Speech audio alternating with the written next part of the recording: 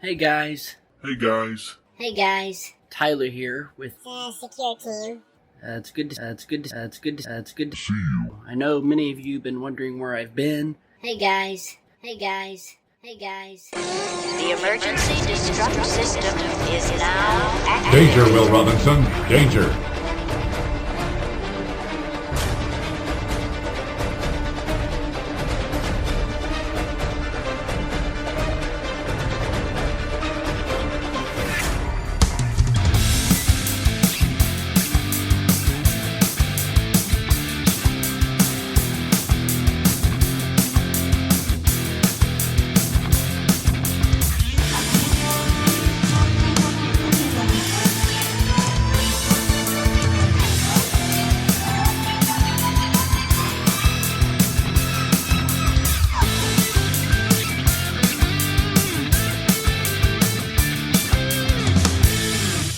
Welcome to UFO Buster Radio, episode number 340 of the UFO Buster Radio News Report. I still can't get that right. I've been out for a while, and actually, short, funny, brief story. I was actually in Galveston, Texas, because, kind of been hearing about these ghost tours down there, and I was, what is that all about? Funny thing is that I kind of knew the dark history of Galveston, Texas, but I never put 2 and 2 to equal 6 together when it came to the paranormal. So, needless to say, I was all excited about this ghost tour, and forgot to record the Dark Court podcast. Actually, I think what it was, I kind of left early Saturday. So I didn't pre-record an episode. That's what happens. And I didn't realize it till later on that evening that, I should have done a Dark Court episode. So those of you who are waiting for it, it's coming. But we'll have like a little, backstory to the visit in Galveston, kind of what we experienced. And there was a picture that was taken while we were there. That's a little freaky. Kind of speaks to the paranormal of the area. And we've heard some, when I tell you, we heard some really dark stories about some of the places there. Even the freaking Walmart's fucking haunted. Are you serious? It's not just falling prices over there. No. It's crazy. And, another backstory to that, I've been to that Walmart before. Didn't even know that place was haunted. But if you don't believe me, just go to YouTube and check out the Walmart in Galveston, Texas. You'll see people actually going there and recording their experiences, trying to bring out the ghosts.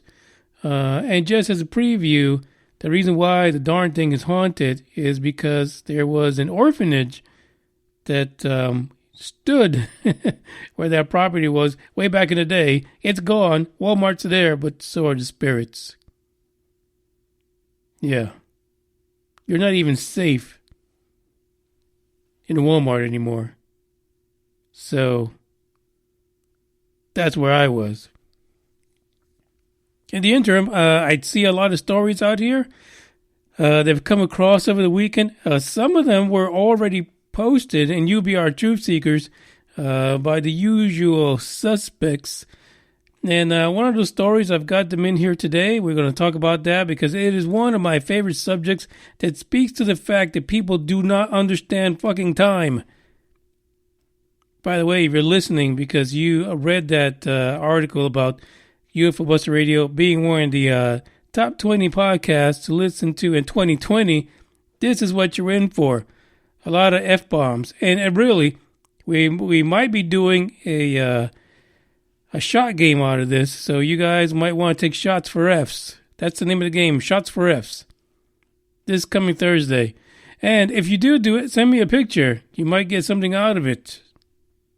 I'm not going to say what, besides a hangover, but you might get something else for that as well. And the last announcement, before we get into our news articles for today, because that's what you're here for, right? You're not here to listen to me in a roundabout way. You're here to listen to the shit that I pulled out of the intranets, the dark webs, to talk about. And we have one Yeah, fascinating story. We have one that's coming from a 500 million fucking light years away. I hate that number. I hate any number that comes before the term light year. Automatically, in my mind, I'm thinking fuck off. But we'll talk about it anyway. And more to come in the news. Oh, by the way, I know some of you have put down your tinfoil hat contest submissions. Today is actually the last day. It's 9 p.m. Central here in Texas of the United States. But you really got 3 hours to get that shit together if you want to be in the contest. Tinfoil hat contest number 2. And I've seen some fascinating images, and the judges will be on it. So this Thursday, for the Thursday night freakout, we will have the winners or winner. I mean, we'll see. We'll see what the judges think. We'll leave it up to the judges. Should every single person that made it in the top 3, should each one of those receive an award? Well, we'll see. The judges are going to make that call. Bugs is going to be in there too. We'll see what happens. What's up to Green Man? He is in the live chat right now. What's up? So we're going to get started. We'll play a little tune here just because we can. Just because, just being down there in Galveston, it blew my mind. As a matter of fact, yesterday, I should have got back yesterday, but I was on and off just researching the ghostly dark history of Galveston that I couldn't even get it together yesterday to do a podcast, because it really did. It blew my mind.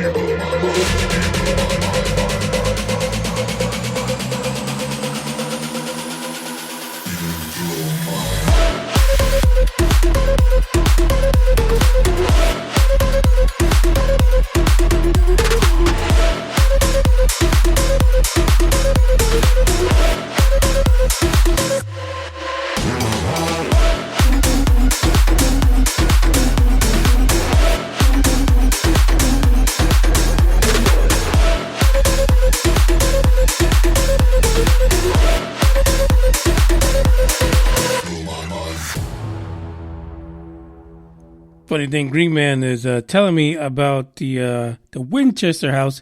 Actually, that was a movie some of you might have seen last year about that house in California. But as we've talked about going there as part of the whole Dark Court thing. It might just happen. You never know. You guys might catch the Moonraker in Cali.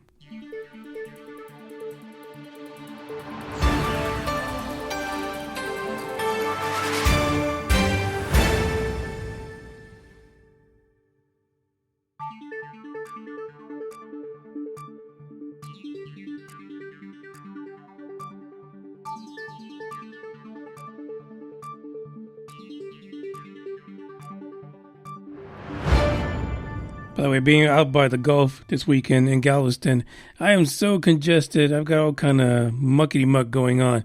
But this particular article we're going to talk about is one of my least fucking favorite subjects in space, because somehow, in some way, it always ties back to aliens. There's always someone that comes out with a bunch of theories saying that it's some kind of alien communication, some kind of alien megastructure. It's something that's artificial, that's sending out messages. The article titled by ScienceAlert.com, powerful radio signal from deep space appears to be repeating in a 16-day cycle. What a way to ovulate. Love it. Here's the thing. We know that these FRBs, as they call them, or fast radio bursts, have been throwing people off like crazy. Or so they tell us. Let's be honest. Let's call this for what it is.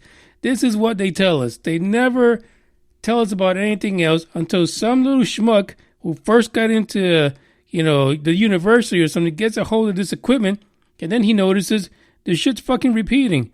Well, that little fucker's going to blabber to everybody else, so let's just come out the closet about it.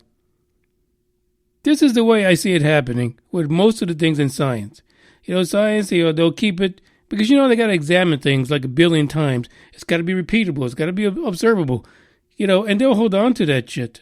They really will. But then the enthusiastic, the eager little scientist comes out with his fresh new pocket protector and fancy new thick glasses, and he wants to impress upon people about how genius he is when it comes to the subject. And he comes across this, and this fucking thing repeats. He can't keep his mouth shut. So slowly they start just letting the cat out the bag, right? Because a few years ago, we have no idea what's going on. These things never repeat. They just show up and go. But all of a sudden they're repeating. There's freaking places out there that are tracking about 10 of them. They keep on repeating. How amazing is that? It just took one person to open their big fucking mouth so that all of a sudden there's more. Just like Oumuamua and interstellar objects. Well, one little fucker shows up. Oh, they're amazed by it. What great characteristics. Maybe it is an object from an alien civilization. It always goes back to fucking aliens. It's probably like a sail, a space sail or some shit like that. A solar sail. Great. Oh, it sped up when it got near the sun. Well, the sun's a big fucking object. What wouldn't? But then all of a sudden, interstellar object number 2. And then they say, oh, throughout the year, we're going to see more. Like all of a sudden, we're in the shitstorm of interstellar objects. I just don't know how no one noticed this before. You can't have your head so far up your ass that you can't see out the telescope. That's all I'm saying. It's $1 billion telescope. You tell me you can't see things. What's wrong with you? Anyway, so the article is about, folks trying to define these mysterious deep space signals that people know as FRB for short. Well, it turns out that a particular FRB, let me just take a breath because I'm going to give you how they identify this thing. How can they track this shit? I don't know. It's probably in an Excel spreadsheet or some shit like that. FRB 180916.J0158 plus 65. Can't you just give it a fucking name like everything else? Every 16.35 days, this signal repeats itself in a particular pattern. For 4 days, it will spit out, like Run DMC or something like that, it will spit out a burst or 2 every hour. Then it falls silent for 12 days. I'm not going to pretend that that's not weird. It is weird as fuck. It really is. Then it repeats itself. 16.35 days later, bada bing, bada boom, the FRB starts the shit up again. Very strange. It is. The astronomers at the Canadian Hydrogen Intensity Mapping Experiment, or CHIME for short, God bless you guys in Canada. They exactly observed this for a total of 409 days. You see what I mean? I just, listen, I promise you, I didn't see that until just now. Or if I did, I didn't realize it. But this is exactly what I fucking said. They hold on to this shit like it's freaking platinum or some shit like that. And then they come out over a year later and say, hey, we've been watching it for a whole fucking year. You can't write this stuff.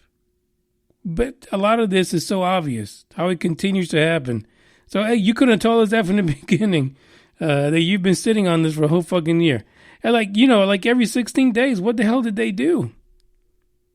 Because they were giddy as fuck walking around their little office, a little facility, thinking, oh, there it goes again. I don't understand. Why, after maybe like the 10th time, why wouldn't you say fucking something, huh? Why are you keeping a secret for over a year? I don't know. It's crazy. There's an explanation in here about FRBs. There are hugely energetic flares of radiation in the radio spectrum that last a few milliseconds at most. In that time frame, they can discharge as much power as hundreds of millions of suns. It's a lot of fucking power. It turns out that this particular FRB, I'm not going to say the name again. You guys can rewind it or just look into the description to see the name of it, because it's pretty long. It is one of a handful of these that can be traced back to a galaxy. Now, here's where the plot thickens for people. This galaxy is a spiral galaxy that is exactly 500 million light years away. If you want to save on the numbers, you could just say it's 500 million light years away. And it's in a star formation. What they're thinking is that there may be a supermassive black hole, but it might be unlikely, but a stellar mass black hole is possible. I'm just waiting for the people to say that it's an alien message. I'm just waiting for them to say that at this spiral galaxy, 500 million years away, that an alien civilization 500 million years ago sent out a message for us to receive, in the hopes that someone will respond in about another 500 million years. It just amazes me. And I know, a lot of people in science are not looking at this as being UFOs or aliens or civilizations and stuff like that. They're just looking at the fact that maybe there's something peculiar in this spiral galaxy, when most of us are thinking, at least those that can or try, that what a big fucking waste of time. So what are you going to do? 409 days is not nearly enough to equal waiting, sending a signal and waiting 500 million light years. I don't know. You're basically looking back 500 million years in the past, and if someone sent a signal, they're probably long gone, dead as fuck. There probably isn't even a planet where they're at anymore. Gone, blown to bits.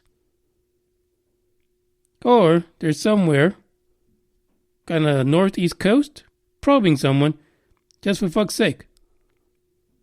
That is the first article. And like I said, it's not my favorite subject. It's one of the things that it angers me, because the numbers alone tell you that you're wasting time. And and for you to spend over a year listening to a signal that's that fucking far away, that far in the past, you've got nothing better to do. There's got to be something else you can spend your scientific knowledge on that will help mankind today, not 500 million years from now. I'm just saying. It could be me. How can you carry on? Shit. I met him on a sunny day in late July, and everything turned upside down. I almost lost track of time as weeks went by. I couldn't get him off my mind. I told him I want that great love, like standing in the middle of a bonfire. You don't know how you got there, but you hold tight, knowing that you can't get burned. Just tell me how we lost track of everything but each other. I honestly don't know. And tell me how we messed up, drifting away from each other. Didn't want to let you go. Cause we wanted different things, and I have to deal with it, but it's not easy. So tell me how to let go, cause you really seem to know how to carry on your own. Ever since I got a good look in his eyes, I just knew that he was special. He said he wanted to take it slow, but I couldn't help that I wanted to take it to the next level. Cause I wanted that great love, like standing in the middle of a bonfire. You don't know how you got there, but you hold tight, knowing that you can't get burned. Just tell me how we lost track of everything but each other. I honestly don't know. And tell me how we messed up, drifting away from each other. Didn't want to let you go. Cause we wanted different things, and I have to deal with it, but it's not easy. So tell me how to let go, cause you really seem to know how to carry on.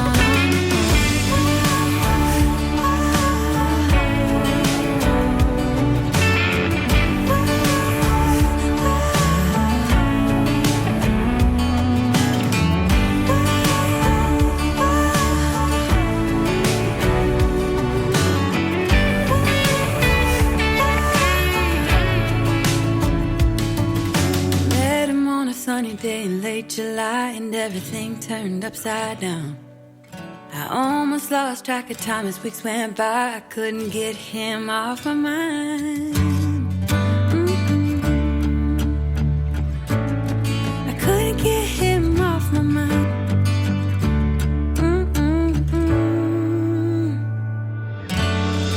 Lost track of everything but each other. I honestly don't know.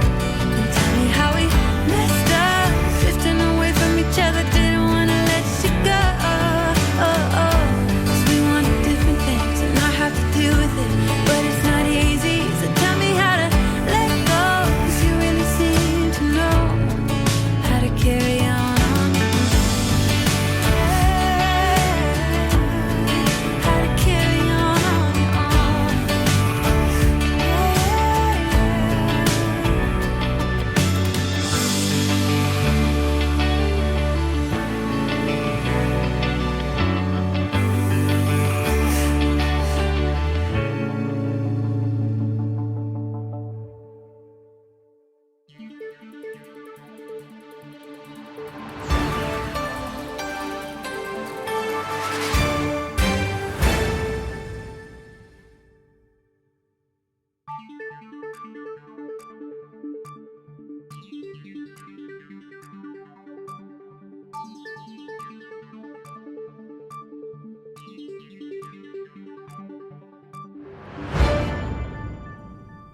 The next story is, I don't know.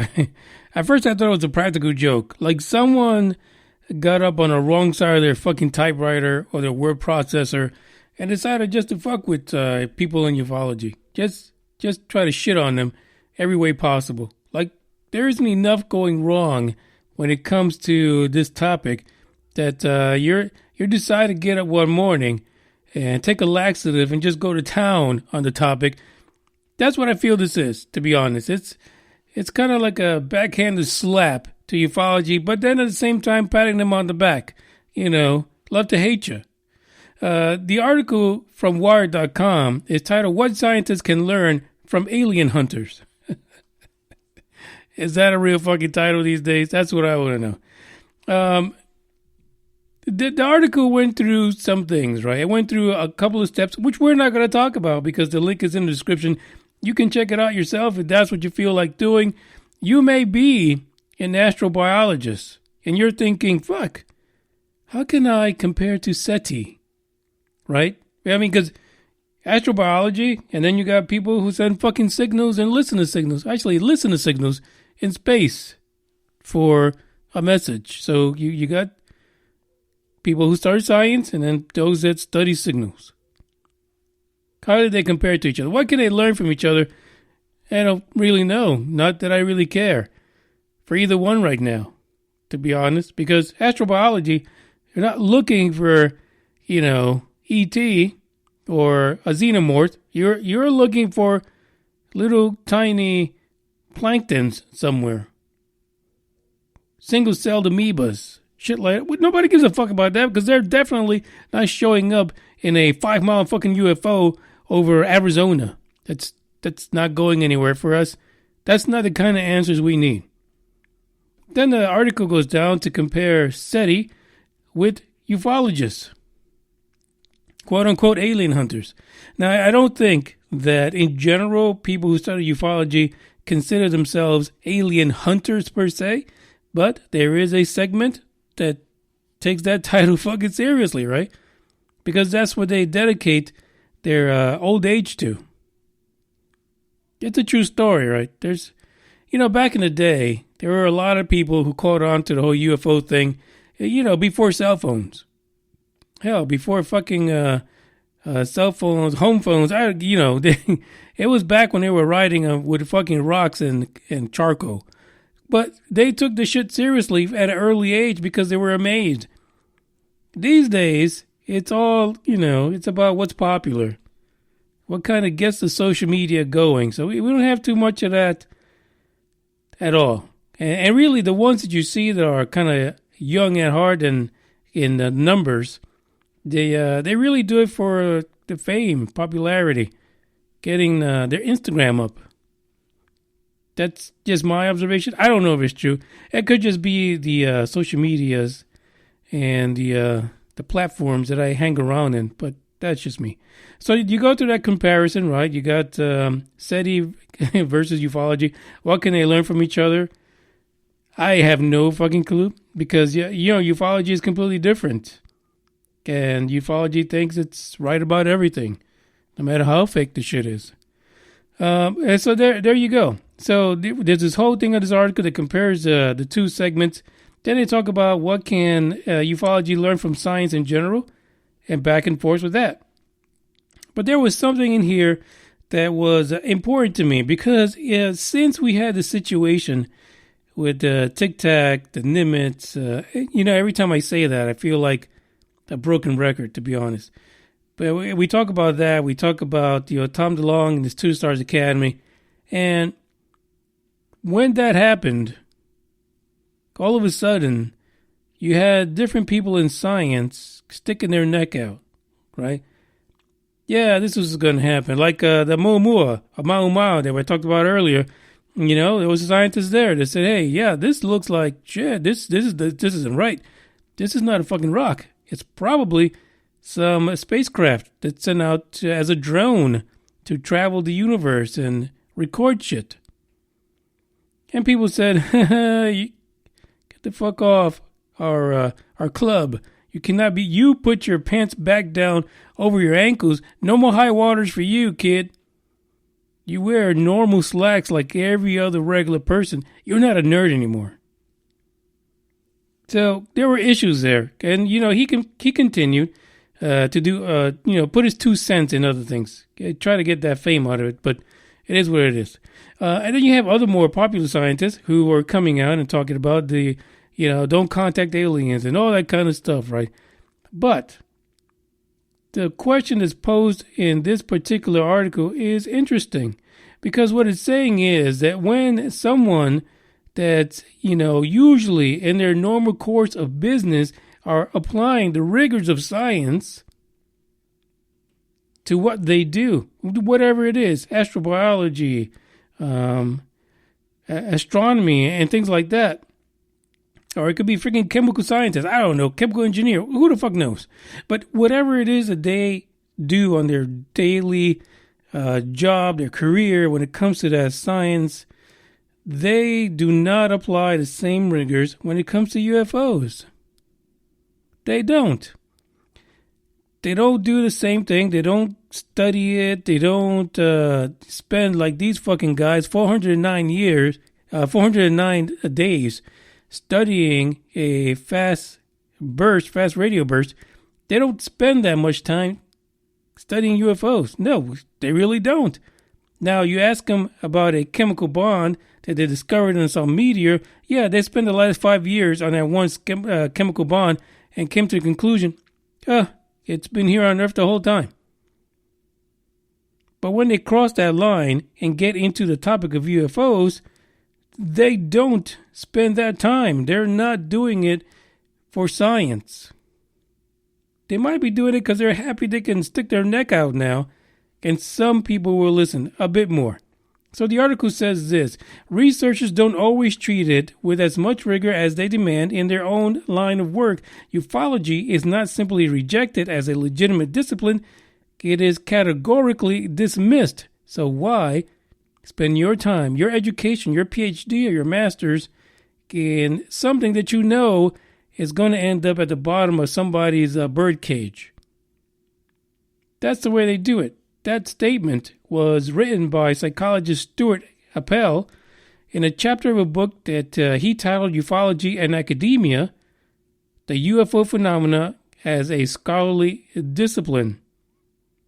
The book was published in 2000 by the University of Kansas, and he also says there is a critical difference. Rejection suggests a conclusion based on close examination and careful reflection. Dismissal, on the other hand, is basically a judgment that close examination is not even warranted, which is not very scientific. They're basically telling you, don't waste our fucking time. Or, I'm not going to waste my time because no one's even going to look at this. So I will give you my opinion, but I'm not going to spend time researching it because it's not what I do. I study rocks under the ocean that I believe came from some other universe. But the fact that you're getting probed out in Kansas gives me no fucks. So I'm not going to spend my time trying to research whether it was with or without the you know what. Yeah, I kind of went on a tangent there. But I'm just trying to make a point to you. That you got to be careful when you come across someone who's in science who all of a sudden is not worried or not whether an alien used Vaseline or not when he gave you a probing.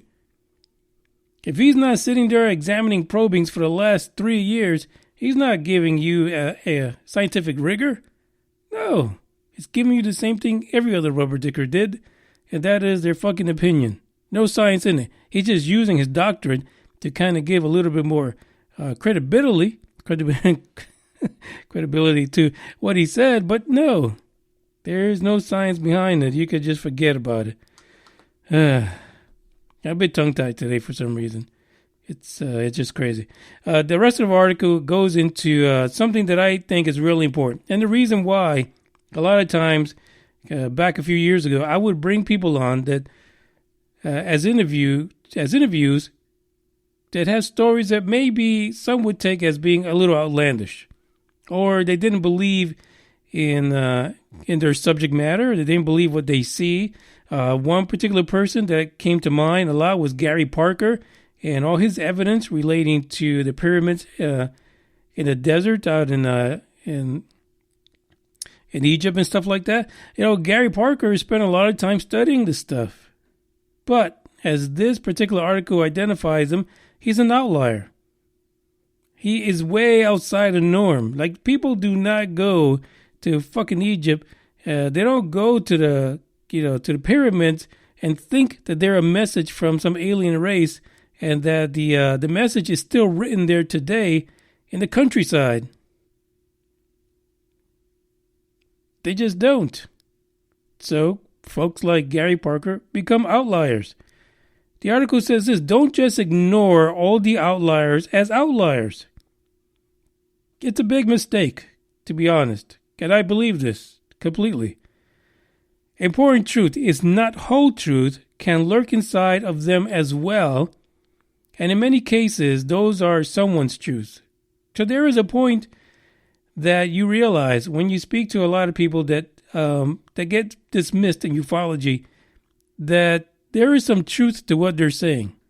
There really is. There is some kind of truth in there somewhere. You just have to figure out what that is. And how does it pertain to the topic of ufology? The rest of it says, when official people listen to them, those formerly beyond the boundary may start to consider expert analysis more rather than dismissing it as they were dismissed, even when the analysis says the alien mothership was actually just another drone.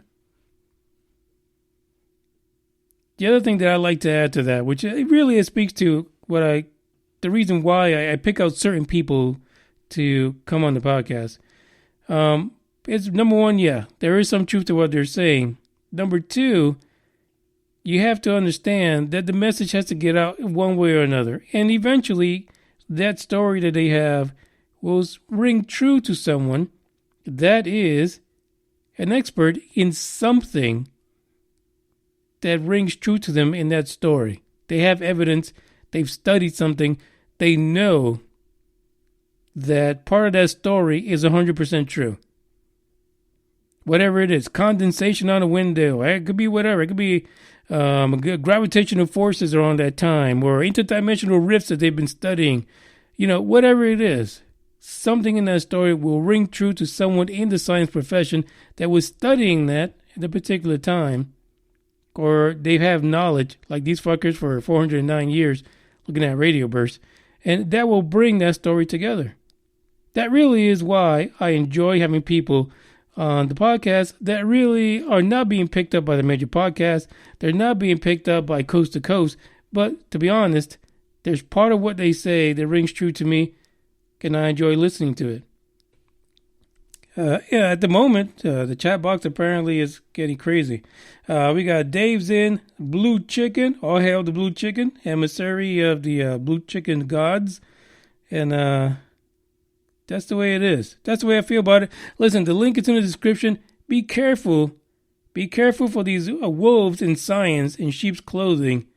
Be careful with them, and try to embrace the people that you think maybe their stories are not the best or the most representative of what's happening with the UFO story on the planet. Because not everyone is a liar. Not everyone is making things up. And a lot of folks just relate things differently because they're using their own perspective. And it doesn't mean that you have to throw their whole story into the garbage, as they say.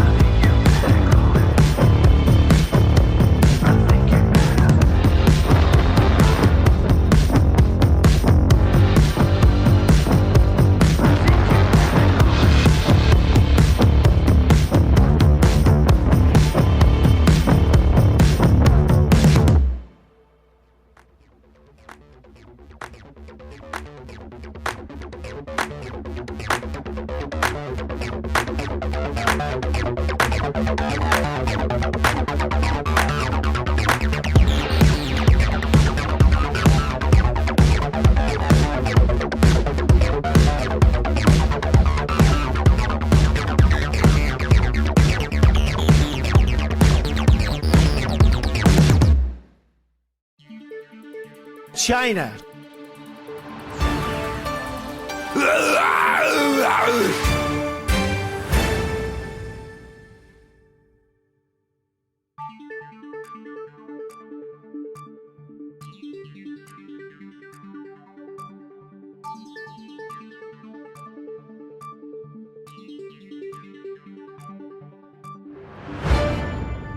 I came across this article kind of on accident. Actually, I was looking for something to chat about today, just in case I felt lucky. But here is the issue at the moment. I saw this and I was like, oh, whoa, hold your horses there, buddy. You're telling me that the cops in Nevada came across some UFOs about 2 days ago. Saturday, as a matter of fact. Saturday, Nevada County Sheriff's Office spotted UFOs in the sky. This came from the Blotter, basically, and it's timed. So if you guys were out in Nevada and you just happen to see this, you're going to hopefully call the podcast or tell somebody. Have somebody call for you. Report it. I have an answering service. You can leave a message. But the thing is, here is a UFO report that's stuck into the inside in the midst of what should be staying in Vegas. What happens in Vegas stays in Vegas. A lot of this should have just stayed there. They didn't need to report this at all. But I guess it's their job. So I'm going to go through this. And it's about a day's worth of UFO situations down in Nevada. And by the way, if you guys are going to Vegas anytime soon, and you think you're going to go have a good time, right? You are going to live it up. You're going to gamble. You're going to drink. You're going to go to the brothel, do stuff you probably should not be doing because you think it's all going to be okay. No one's going to know. Very true. But apparently, UFOs like hanging out in Nevada, so something else might happen to you. Maybe some reverse probings for you. That's all I'm saying. Let's start off Saturday at 4:12 a.m. A caller from Rough and Ready Highway. Now, listen, I'm not even playing around. I know it's Las Vegas, but why would you call a highway Rough and Ready? That just doesn't feel right. A caller from Rough and Ready Highway reported former friend stole some necklaces from her unlocked vehicle. I know you're saying, what does that have to do with UFOs? I don't know. They put it all in the same fucking article, so I'm just going to read it for you. If you don't believe me, the link is in the description. Check it out yourself. But this is what UFOs have come to in some parts of the world. I mean, they just had the whole Raid Area 51 thing. Why would you not be kind of hyper vigilant about UFOs? But anyway, let's continue. At 5:46 a.m., a caller from Big Blue Road. You could argue that doesn't really happen in Nevada with all the brothels. A caller from Big Blue Road reported that 20 white-colored UFOs appearing in the sky, and they were heading south. What is south of Nevada? I don't know. Maybe we should look at a map and find out. 8:45 a.m., a caller from Paul's Place reported their landlord turning off their water after the caller paid rent. See? See what I mean? Like, what would you as a cop respond to? The dude whose water got turned off or the 20 white-colored UFOs appearing in the sky, blazing the trail south? I don't know. It depends. I guess it depends what kind of night you're having. At 11:55 a.m., right before lunch, a caller from Brunswick Road reported an injured deer on the shoulder of the road. I mean, folks, this shit goes downhill quick. At 5:28 p.m., a caller from Ridge Road reported a stray older dog. Like, how the fuck does he know the age? Walking on a down into Don Baggett Theater. Sounds like problems. The reporter called back to inform the officer that there was an individual standing by the dog. Like, really, this is the kind of stuff that makes the blotter of the Nevada police. You can't write this stuff.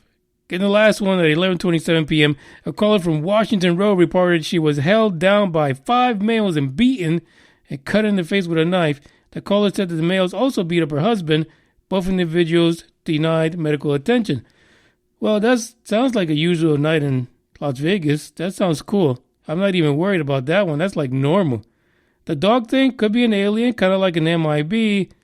The injured deer on the side of the road, you should have looked at it a little closer. There could have been some alien activity there. Mistook it for a cow and then dropped it back off. Skinny cow. Think that's an ice cream. Report landlord turning the water off. That sounds like a human-sized probing. Big Blue Road. I don't know. But this is what a UFO report comes to us when we search the internet. There wasn't a damn thing in here that was about UFOs other than a sighting that apparently nobody wanted to investigate because no one looked into it. I ain't seen no other reports about this other than the blotter. Thanks a lot, Nevada police, sheriff, whatever, armed person.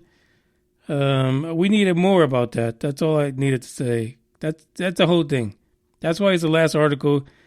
It didn't have a shit to do with UFOs other than it was just left there for us to imagine what the fuck happened. Because apparently somebody standing by a dog was more important than alien visitors racing down the damn state. It's like you're damned if you do and you're damned if you don't. This is the episode for today. Don't forget the Thursday Freakout will be the announcement for the Tinfoil Hat 2 contest winner or winners. And again, just for the fuck's sake, if you decide that you want to do shots for Fs, I'm down with it. I'll drop a whole lot of Fs in there. We might have to censor the whole podcast and just hear one straight beep. But if you do take that on, please send me some pictures. I'd like to see you enjoy yourself. That'd be sweet. That's the end of the episode. I thank you guys for listening. Don't forget to share the podcast and follow us on social media everywhere. The links are in the description as well as all the links for these articles. I bid you adieu. Moonraker checking out. And I guess I'll be back, as Arnold would say.